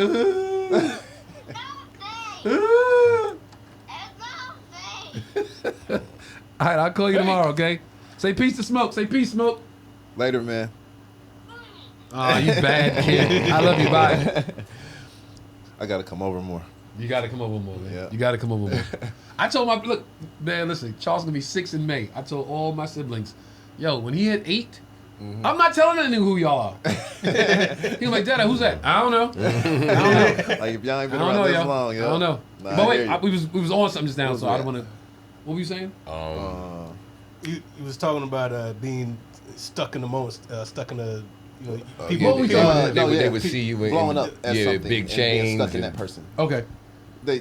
What comic you want to be blowing up as a certain rapper? Yeah. So embracing the journey is where I'm going. Like like I'm glad and the growth. That's where we started at the growth. I was looking back, and I'm like, I was really thought of that too. If I had blown up at any one of these times, like that's who they would know you as, and would they necessarily not believe, because I'm still who I am, but it's like first impressions is everything, whether we like it or not. You know what I'm saying? I think one of the issues with artists, musically especially, comics, we get that. They give us that courtesy of like, we don't expect you to be the same guy next special, because we know that your world is changing. Like Eddie Murphy, for example, was 21 when he did Delirious. He was like 25 when he did Raw. Now let's say Eddie kept going. The next special would have been Married Man, then Father of 5, then Father of 10, then Divorce. So we know, comic audiences know your life is changing. Chrissy, example. A single guy, party guy, serious guy, married guy, divorced guy. We know. The audience is like, yo, we know, bro. It's all going to change. Yeah. But musically, I think one of the problems with, especially hip-hop artists, is that, and you answer this because I don't know. I don't know if they do it or their fan base does it. That the fan base doesn't accept the change, or the rapper doesn't change. I'm gonna tell you why I say that. Go ahead. I think Jay-Z. I was just that. Yeah. Go ahead. I Go think ahead. Jay-Z is the biggest, not because he's of course lyrically, of course, song-wise, of course, what he created with Rockefeller, all that. But Jay changes with the times. Yes, it does. I don't think Rakim is any worse today than he was when he started. I don't think Big Daddy Kane is any worse today than when he started. It's just that when you see them, they still the same guy from the era that they was the biggest in. Yeah. They didn't change with the times. Jay was jerseys and Timbs, then he was button-up shirt, then he was suit, then he's rapping about real estate, then he's like, you got money to your ear, we don't call that money over here. Yeah. He literally grew his music as he grew. That's His what I was music grew up thinking. as he grew up. Yeah, that's what I was Yeah, thinking. my add-on to that is Jay and Drake, their acceptance of the newer generation and being willing to embrace them has also, so I think they both stay out of they're very good at staying out of the way. They stay out of the way just enough and then pop up embracing the new as well. Right. And I think that's genius. You know what I mean? Yeah, like of course. it's clearly genius. Not everybody willing to do that. And then I think egotistically, a lot of people, especially rich people, whether it's rappers or not, it's hard for them to embrace the new because for whatever reason, it's like, oh, who is these niggas? Like that's going, you know. And then it's some rappers. Yeah. It's some rappers that now you grown now and you still want to rap about the same stuff, bro. We know that's not you. Yeah. Your fan base is literally like, bro, that's not you. You a married man with 6 kids now. That ain't you, bro. It's the evolution. Like yeah. Comedically, the same thing. It's like That's you it, can't yeah. be. And then the bitch had roaches. You 50 years old now. Yeah, You don't why got a were you chick that got a there? crib now? Like, you know what I'm saying? You don't got a chick that got her own house down That in... happens so often in the comedy world where you just like, still stuck. Because they want to to just stay... That's where they got laughs. So it's like, I'm staying right here. Now, being so close to you has really showed me how cutthroat y'all's industry is too. Like it's like, Think I so? mean, we can see it, but I mean, but you can see it now through like certain podcasts and channels, and you see what these comedians are at each other. Like it's like, damn, y'all should rap. Like a versus battle or something. I mean, it's only Corey Holcomb versus everybody. But I mean, and shout out to, this is my dude, but shout out to Cat too, man. He I feel like he kicked that shit. It was a kick off. It was Cat wins versus everybody. Yeah. Too. Cat's interesting because, like, I love Cat. That's my man, 100 grand. Yeah, shout out but to this Cat. new angle that he's on, we talked about this. This new angle Dayton, of like Ohio. Shout out to this Cat new too. angle of like, I'm the whistleblower. Yeah. I like he literally wants us the world to believe like the Illuminati lets him in to see shit, and then he gets to come back out and report it. The Illuminati don't give day passes, nigga. The Illuminati don't say, "Yo, come in and hang out for an hour and then go back up." But don't tell. They won't don't work like that. Right. Tell your friends about me. Yeah, I saw how they shot JFK. Well, nigga, they would have never let you leave that room. Nah, facts. You would have never walked out that room. You know, Yeah, they throw a that tape out him there now, saying that everybody was knows. hilarious though, because it made me think, man, why have I never saw real footage of that car ride? That nigga said, It's out there. the real JFK like shooting? is the footage of the shooting out there though? Yes. it's So out they there. it is. It's out there. Mm-hmm. somewhere. I've never even seen it. That's and not even the craziest shit he said. And they blur it. The craziest thing, I'm in a room, it's me and a bunch of execs, and me and Ludacris, and they said one of y'all gonna have to do something to get this 10 movie deal, Fast and Furious. And I got up and left, and Ludacris stayed, and now he's in 10 Fast and Furious movies. I ain't never heard Nigga, him could say you that. imagine what the Fast and Furious franchise Would would look you? like with Cat Williams Yeah, in it? I know. We gonna might need just- some cars. Where's the We need fast cars. Nigga, I don't believe that. I love you. I don't believe it. Yeah. That's funny. That's Are funny. you, I mean, sometimes It was you or Ludacris? sometimes when people say shit like that, it's like there's something missing. Like you're not Oh, telling there us. is. No, Not you know telling what? the whole No, story. you know what's missing is that this is the genius part. Cat knows that if you tell enough people something, Yeah, believe it. a portion of them are going to believe it. Well, yeah, that's he's a walking propaganda. What is it? Propaganda machine for himself. Listen, the Illuminati does not give out day passes. That's all I want to say. I like that. That's the truth. They ain't letting you be like this. Especially the niggas. Nah, Come in, for just real. come in and hang. It ain't Scientology. Come in and hang out for the day, see if you like it. No. Speaking of Illuminati, I mean, that's a question, especially living today. Like you get asked that a lot. Like, I get that shit. I get is that that shit. really? Are you in with them? But I'm gonna give them an answer because I think this is the best answer that I can give. You would be crazy to think that there's not gatekeepers. Now, do they call themselves the Illuminati and wear this burgundy hood and have these parties? Like, Oh, that's you I think the Burgundy Hood too? the burgundy hood. Like- That's specific, man. But like, well, that's just the stuff they Why He make. knows blue? some shit. Why that blue, man? There's I definitely do know some gatekeepers, shit. though. But no, it's definitely gatekeepers. And Yeah. like, if y'all want to term the gatekeepers the Illuminati, then we'll call them Illuminati. that's what we can we- also that's call them what we Smurfs. call Like, them. like we call them whatever we want. They But call yes, them, there's people that if they decide they don't want you to be in this bitch, you won't. So I believe that's that my answer to wholeheartedly. that. Yeah. Like that's Yeah. that's There very- is a barrier to entry to. But I'm a not certain gonna level call of it no. success, yeah. I don't think it's a secret society. The secret is we don't know these billionaire niggas' names. But Nah, it's but definitely that's- No, we know definitely a some. secret Yeah, society. Yeah, well, yeah, some of it. But I'm Yeah. just saying, like, I'm not gonna say it's like again the hoods and the meetings and the cults. Like, I don't think it's all what the movies and the Right. people make it. Nah, out. bro, I believe it. You know why? Like, no, Because it's hoods and- because to be honest, film art imitates life. Yeah, that's true. That's true, So too. what That's you got to true. remember is Y'all got the this whole shit from time we somewhere, huh? thinking, You ever see The Long Kiss Goodnight? I haven't It seen predicts 9/11. Really. yeah. Long Kiss Goodnight Oh yeah. You says giving me a bunch of we about to Kingdom, Long Kiss 9/11. Goodnight. I And, gotta and, watch and the both whole of time these. we thinking a writer is really sitting there like, ooh, I'm gonna Yeah. create this. It's like, nah. That I shit hear you. really. We gotta talk about something Steven else. Spielberg got a new movie coming out. Damn. I'm like, yo, I think he letting us know some shit. Yeah. they've been doing- Disclosure they've been Day. doing that, Steven yeah. Spielberg Disclosure got a Day. new movie coming out called Disclosure Day. Oh, when the aliens come. It's like, yo, I Yeah. think he letting us know some shit. Yeah. I think he dropping a few in there. But we not supposed. It's supposed to seem asinine. Supposed to seem like what the fuck. You know what I mean? We supposed to take it as entertainment. But everything that's going on now, if you look at an old movie in the 80s, 70s and 80s, Nah, they talked about it. that was predicting Yeah. the future. Yeah. It's like a lot of this shit happening now. Yep. You watch RoboCop in the 80s, you watch Terminator. Yo, we Nah, really straight up. living that life. The only thing I haven't seen is a chick with 3 titties. I'm still waiting on that. You gotta get on Twitter. They there. They definitely on TikTok. But nah, man, I believe all that shit though. I believe What's the inspiration with the music? Like, you let's paint a picture. Okay. You in the studio, Yeah.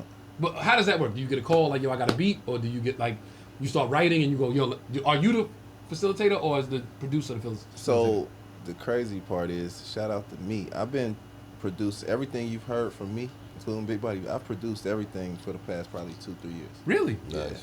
So, Really nice. So it just got to the point. I mean, shout out to Sleep, shout out to G Money. Those are my and Alan. Those are Alan Lorenzo. Those are my 3 main producers. Okay. It got to the point to where, and I mean, their beats are incredible, but like I would always want to add something, take something away. And so Sleep was like, bro, you just need to learn this. He kind of taught me the programs. Okay. And it was like, you just need to learn this and just, man, and I just took it and ran with it. So now, to your question, what that looks like is, man, I just leave it. I go downstairs and I think I start going through melodies. I just start going through melodies. Okay. And once I pick one, I don't put no drums. What do you mean going through melodies? You create a melody or you, Through, so a lot of times I'm using not traditional samples like using old records. Okay. Now what samples are is like already made melodies from data banks. Okay. So there might be like 5 million melodies. like how at a you find the certain- beat sometimes for the podcast? Not Not that advanced. so but, not not necessarily a whole beat. Like, so there's a Splice or Omnisphere. Those might be 2 different plugins that I Okay. might use. Okay. Where you look for a guitar melody, like Okay. whatever the case. I usually find a guitar melody or something I like and just let it loop forever. And I smoke and I think about whatever's relevant reality-wise, whatever I'm feeling, whether it's betrayal, whether it's love, whether it's like yada, yada, yada. And I rap to it. And I don't think of no hooks. I just rap to it. Generally, what I found out is the first section of what I start writing is generally the hook, because you always come back to that. Really? Okay. So I usually got a whole song made with just a guitar loop or just some type of melody, a synth loop or something, and then I build around it. Like, okay, I hear the breaks in what I've said, what I've done, so now I'm putting drums, I'm putting so and so. Do you now? Let's say you use that same process, right? Mm-hmm. Your finished product, is that the song, or do you say, okay, now I created this first version of it, let's make it better? Or Every time she hears everything I make when I first make it. yeah, And it's probably 30% done. You'll hear a whole song and it's probably 30% done. It's never gonna sound like what it's. If I want to put it out on May 31st, it didn't sound anything like that in April. okay. Why I asked that talking question? about Why I lyrically? asked that question? Lyrically, or you talking about the music instrumentation? Probably the production would stand out more, but it's absolutely gonna be changes in lyricism too. Like, because when I'm if I'm going through, remember your question. Yeah, of course. If I'm going through and I'm making a record, it's gonna be a bunch of shit. I'm freestyling, and so I'm on topic and on task, but I'm not gonna use this many words. Hey, that's too many words right there. That you shouldn't have said that. It sounds cooler to say cap. Don't say lie. Like, you know what I'm saying? It's just Yeah, like, so yeah. all of that is, Yeah. you know what I'm saying, gonna happen. But the song that was made in April is gonna be nothing like the finished product in May. Now, why I say that? Because comedically, for me, comedically, I write a bit, right? The first version, rarely does the world even hear that. Yeah. I write the first version. I literally on some what's that movie? Scramble. No, what's the movie? Tom Cruise. What is it? Mission Impossible. Minority Report. Minority Look, Report. I put it together. I put it out there. I stand back and look at it. Okay. Now the question is this: Yeah. why are you saying that? Why are you saying what you're saying? I like that. I The like that. answer to why I'm saying that, I swear to you, 100% of the time, the answer to why I'm saying this is a better version of this.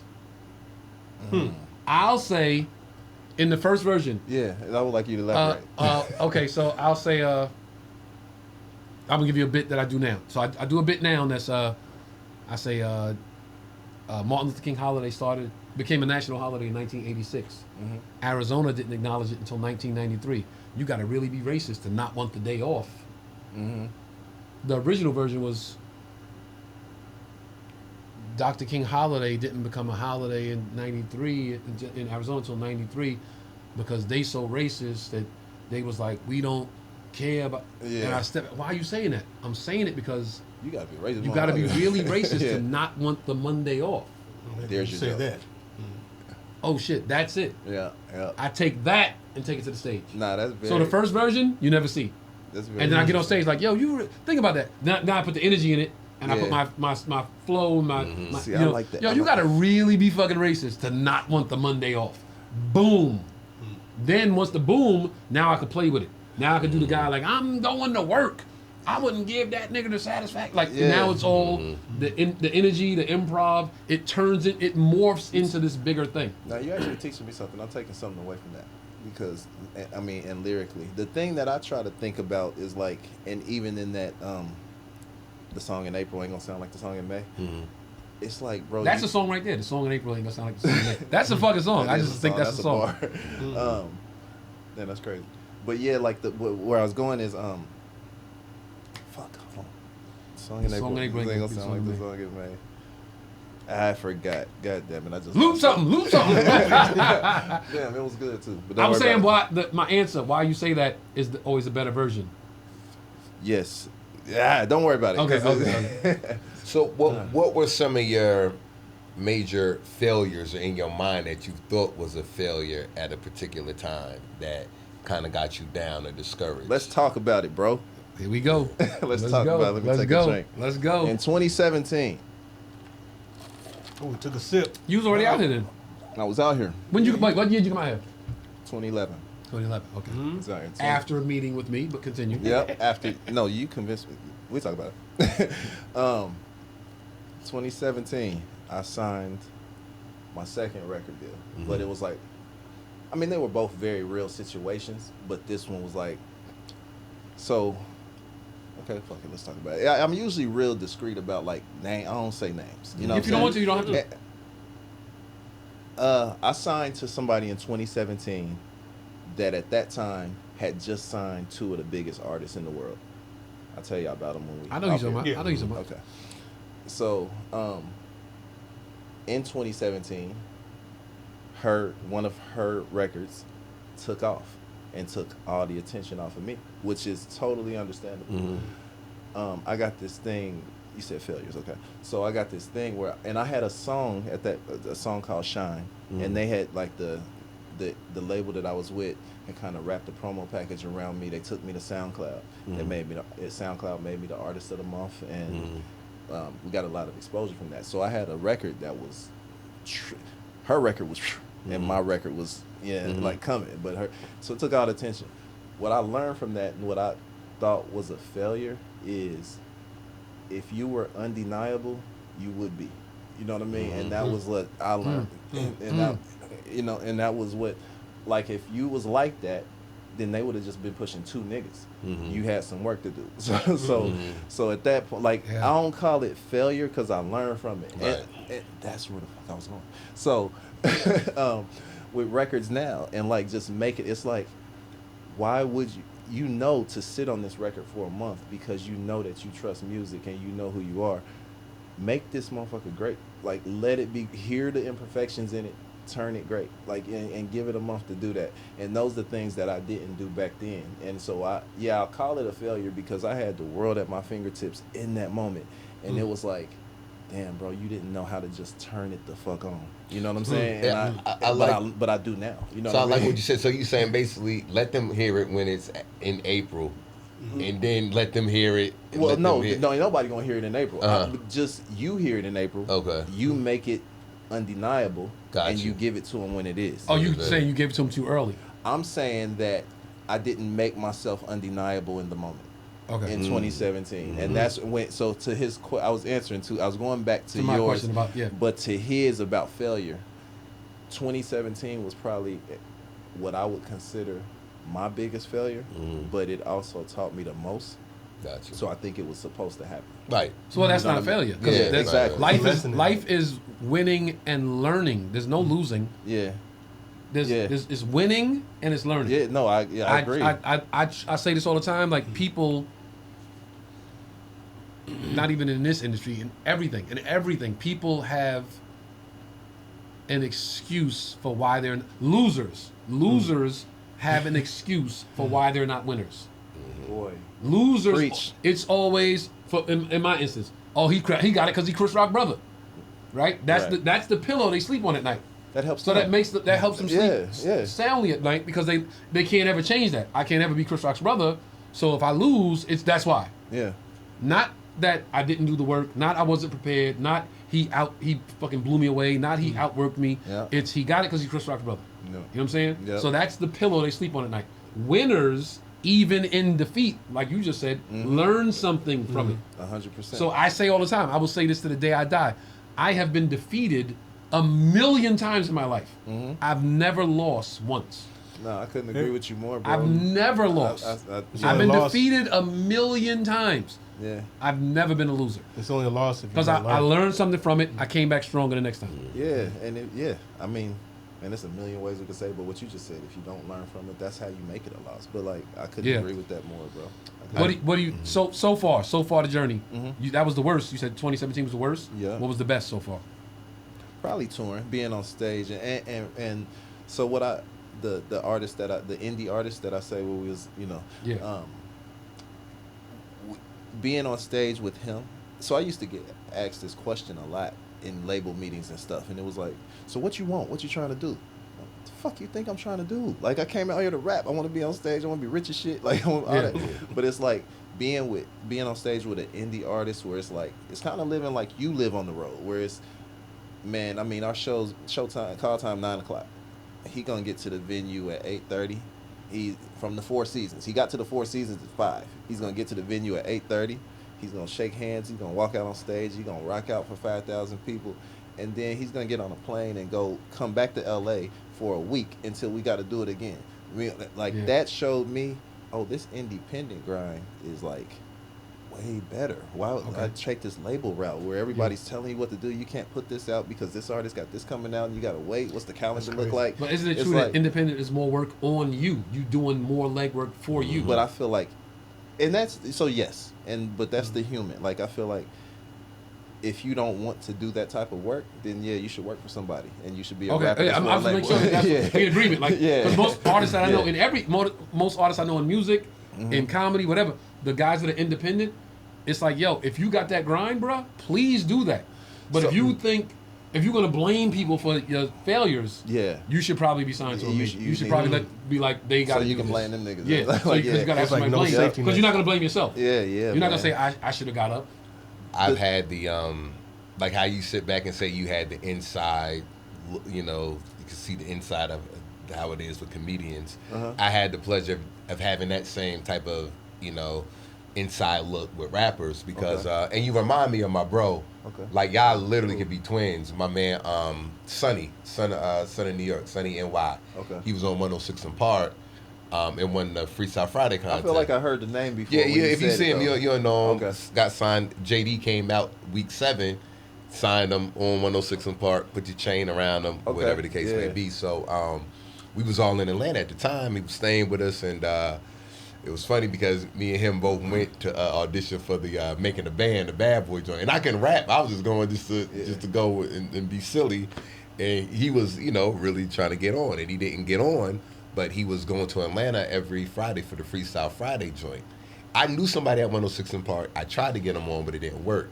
But he ended up winning the radio station Freestyle Friday, and he was able to get on That's how he 106 and got Park on. like that. Nice. Won the 7 weeks in a row, got signed to So Def, and That's crazy. it was crazy, bro. That's Like crazy. That's crazy. we was like, we was like, yo, stay with us.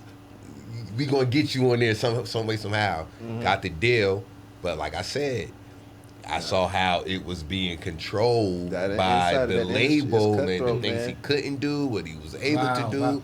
He dropped 2 videos. Like we thought, we was like, yo, it's about to be on. Yeah. Like I'm about to be the little Duval, because remember when he was in all the rap videos back in the day? I was like, I'm about to be that nigga in the video. Yeah. But it just ended up not working, and he ended up going independent, man. Yeah, now he got one of the biggest sub shops in Atlanta right now, Hudson and Alphonse, man, from Rochester, man. Nice. But I just saw how it was, man. Yeah. It's I mean, but like what you just asked about, more work.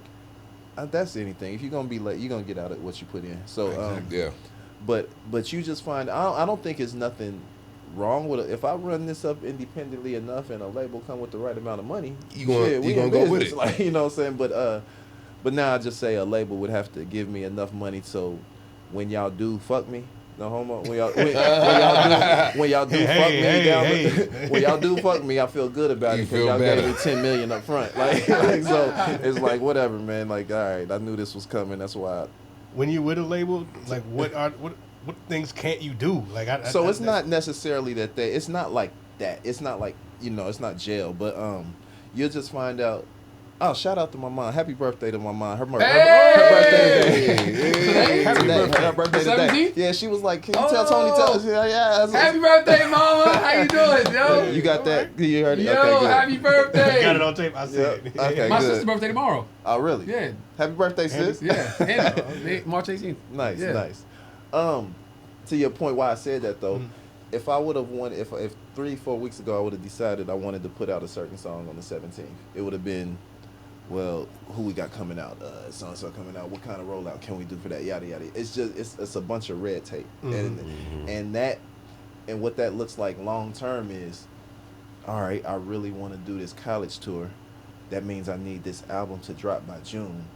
We need to do everything in April and May to make sure April and May we got Kodak. April May we got so and so. It's like, well, shit, man. Why the fuck did I sign with y'all? Like, It's like you gonna do one It's at a like the time. airport, the air traffic control. Hold that one so this one could go. Exactly. Fly that one, Wow. stop that one So because this one's landing. those are the Try type that of one. things. And And all then- these people in the air, and you trying to Yeah. take off. And you like, I can't get up because Yeah. And so, just to be honest, you mix ego in with that. So these type of things are happening, and we're talking about for artists that are good. So now think about an artist that's not so good, but they might have caught a record. So now they trying to get that next record out, but the label like, nigga, like your shit ain't even smacking like that. And we got these people in front. So now that artist is like, man, fuck this label. I can't wait to get out this deal. Like, so those are the things you're dealing with when you. So do you think that's what do you attribute that to? Do you think it's the issue is the artist's impatience or the label holding them back? I think it's all a nasty business. I think I think everybody's gonna do what's best for them. Right. So I think the label's gonna hold you back if it's best for them to hold you back right now.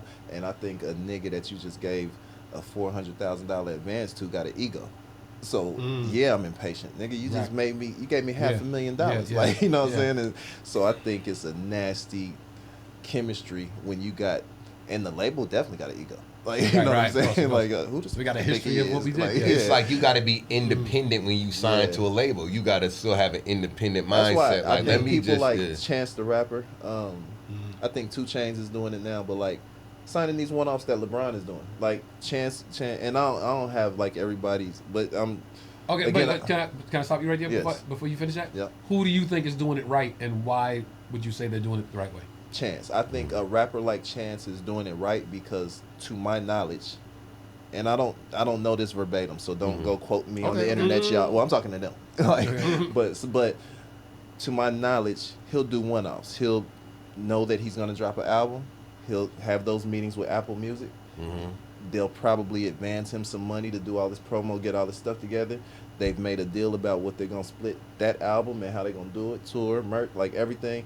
And then after that, they're done with that. And he's on to he's probably negotiated that I keep my masters though, and y'all can get us percentage for this, that, and like whatever. It's a lawyer that's writing this very specific contract, I like that. and I'll do it again. But you earn your either you go independent and you earn it to where, like, I'm already getting this money by myself, so this is the type of deal I'm willing to do, or you're like 2 Chainz. I worked my way out of this deal with Def Jam, and y'all know I'm big, so I'm only doing album deals now. You know, like it's just Yeah, but it's you know, still- Damn, building leverage though. bro. That's as you're talking, as you're saying that, I'm like, I wonder if I could.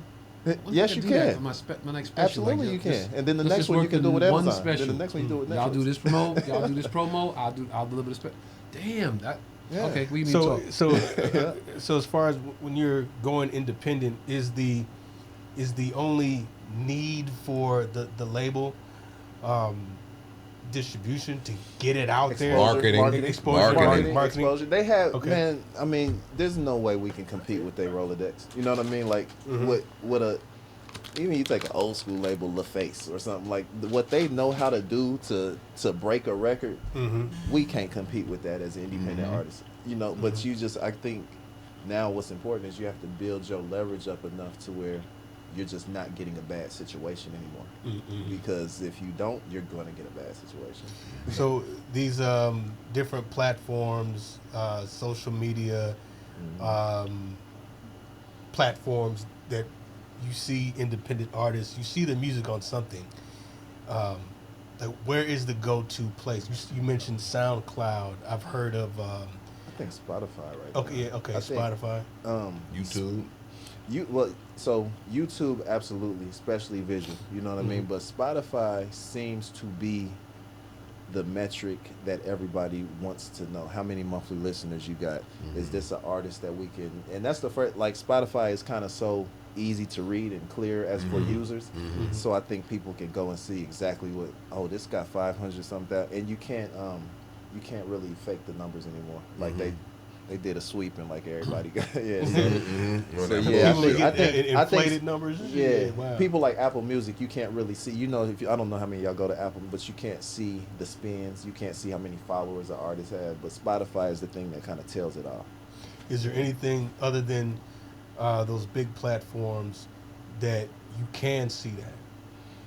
You can't- SoundCloud does a good job. I think SoundCloud has just gotten a little less popular.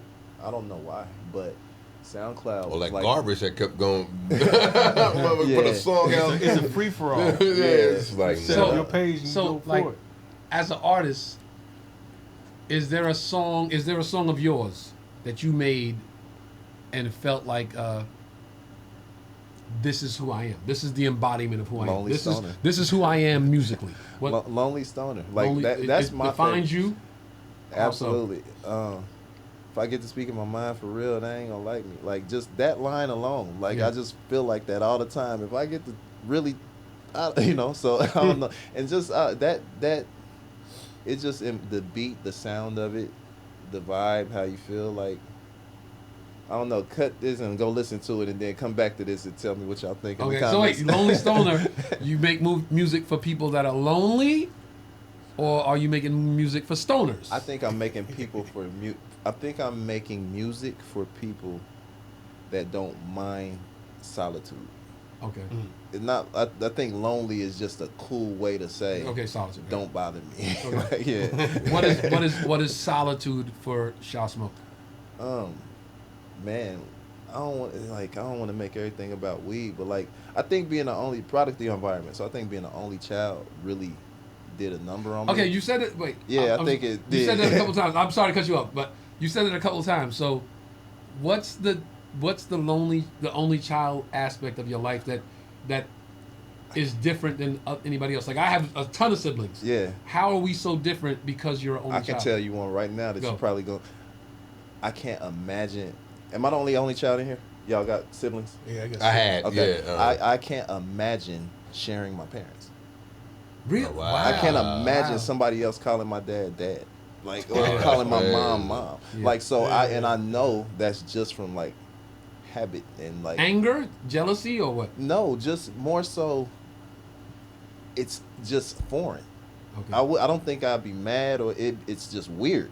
And so that like that alone has just showed me that you've really embraced. And then just she know, like that's my wife sitting over there. But my she know, like I just really not only don't mind, but I like being in solitude. I like being downstairs in the studio with a blunt and just making music, and the fucking sports center is on, and like it's just that's happiness for me. The bills paid, but Right, you know what I'm saying. So that's the bliss comfort for me. Yeah, The comfort of doing whatever you want to do at the moment. yeah.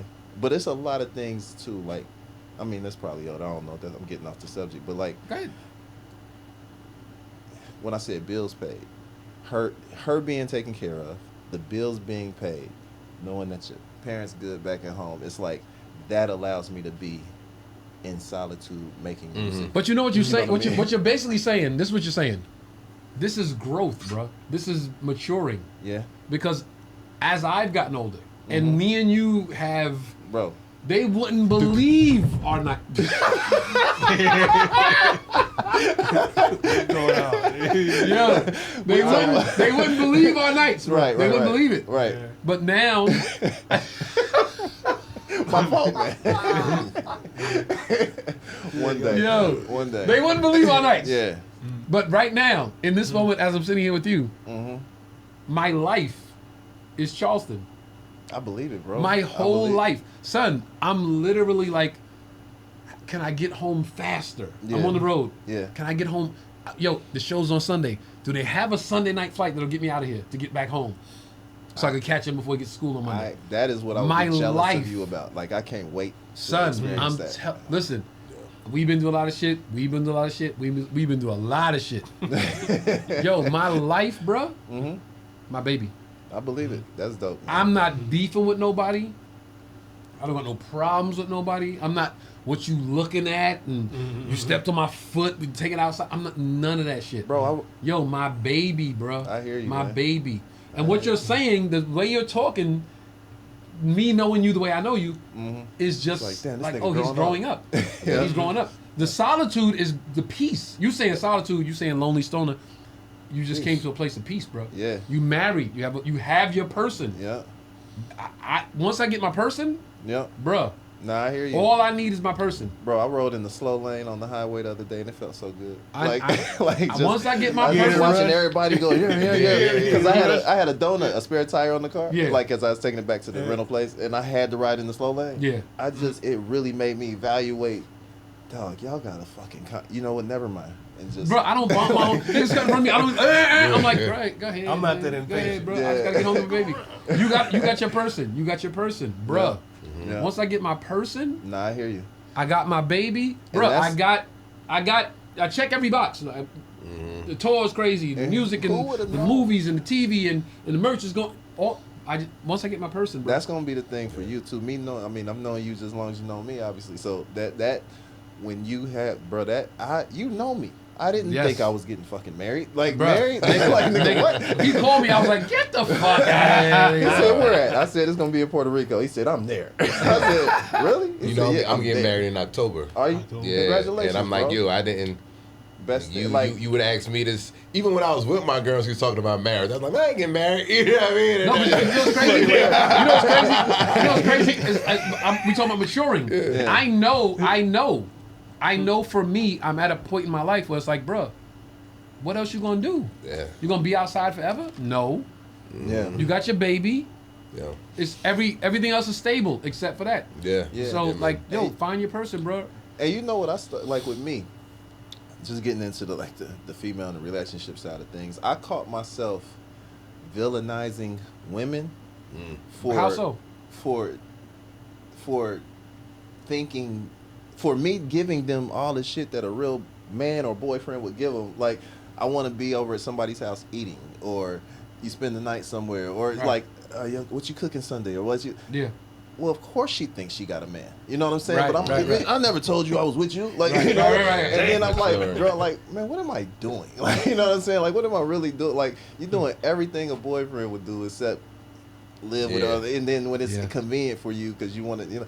And so it's like, man, So it just got stupid. You know what I mean? Yo, that's a great way to describe it. Because Yeah. I'm gonna make 2 points. I'm gonna make a point and ask a question.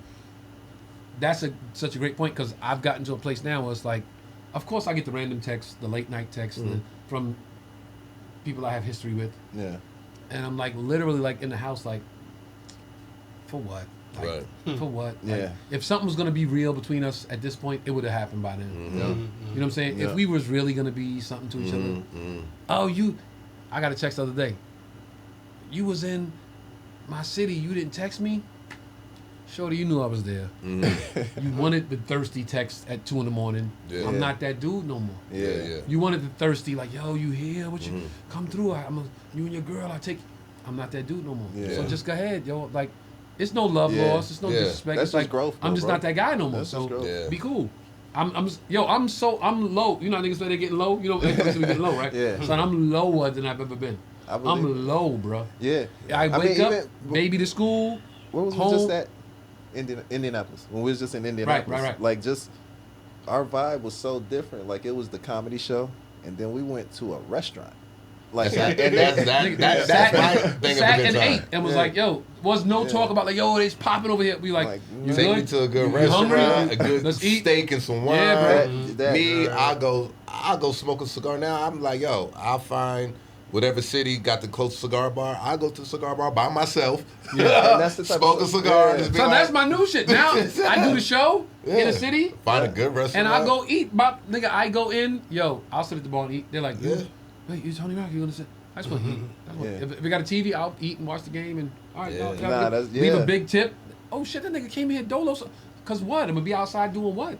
But wait, so I said I'm gonna make a point in the next question. Go ahead. Lonely stoner. Mm-hmm. You think loneliness is important for your success or a component of? I think I've embraced it.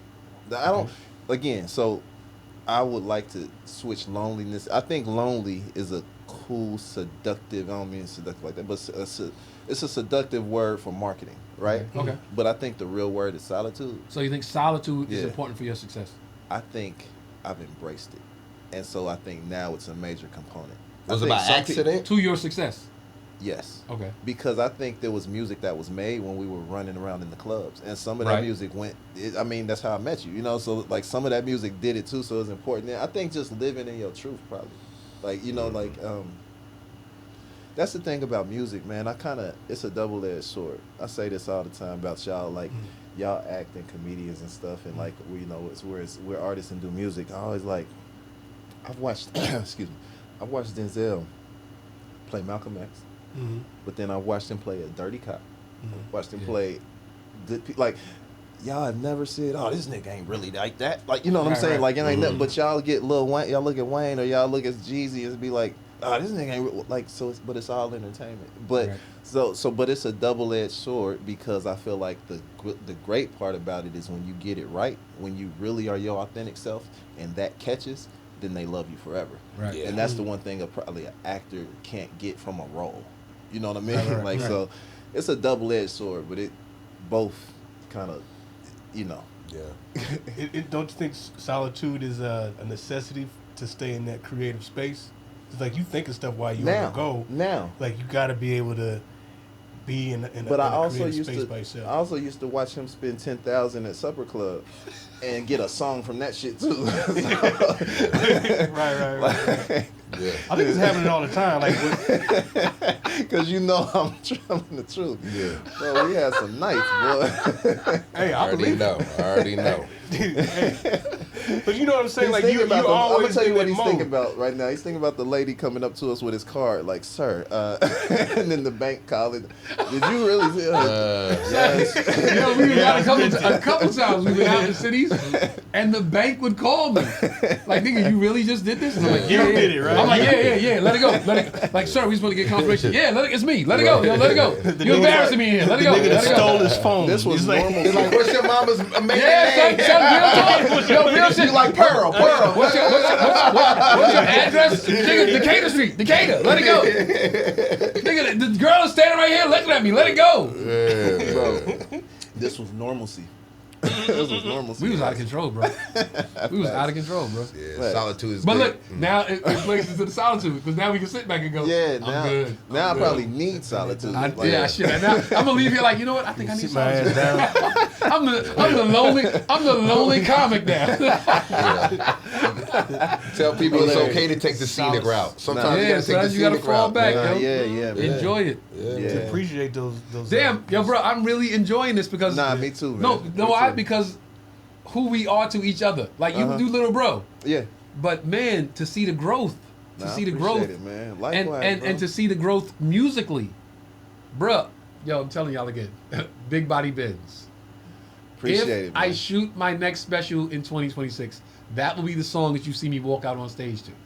Hey, My man, first all right. special, little known fact, my Hokey. first Love that special, shit. You love Hokey? Hell yeah. That little song- known fact, my first special, I'll show you Rock the Hokey. World, the walkout song is this gentleman right here. Yeah, Hokey. I now- called him. I said, I'm shooting my special. What you got? He sent me like 5, 6 songs. Yeah. Listen to them all. This one. is it. Definitely. That's it right Yeah. there. You know the crazy thing is that was the last one I sent you because it's called Whole Key and it's literally teaching niggas how to cook. Yeah, cocaine. yeah. But it was the last one because I sent you 4 records and I like this one. I think you picked one actually. I think you was just. And I'm like, you might like this No, one. because I was Go ahead. I was gonna go with one of your songs regardless. You my dude. So I'm like, Okay. this is my first special. I gotta like I remember set the myself reason- off and then like help you out as well. You know what I'm saying? Throw you the alley. Makes sense. The reason that I sent it to you, you hit me and asked me for it at a time where I had just done a show. And I remember like, well, this is going the craziest on the stage. So let me just send him this. And then you was like, nigga, this one. But like, The but I hottest got- one, like not even. Yeah, know I it. got footage of that one. I'm gonna show you. The audience, they go crazy whenever we do that. Where are you? Because- Where are you around here? Like when, So when you, I don't know what's next. Like I'm waiting. there's not a to- spot that you go to like. Not really. No. No? Okay. No. Like when I performed, last place I was Madison, Wisconsin. Wow. Yeah, but Wisconsin. right.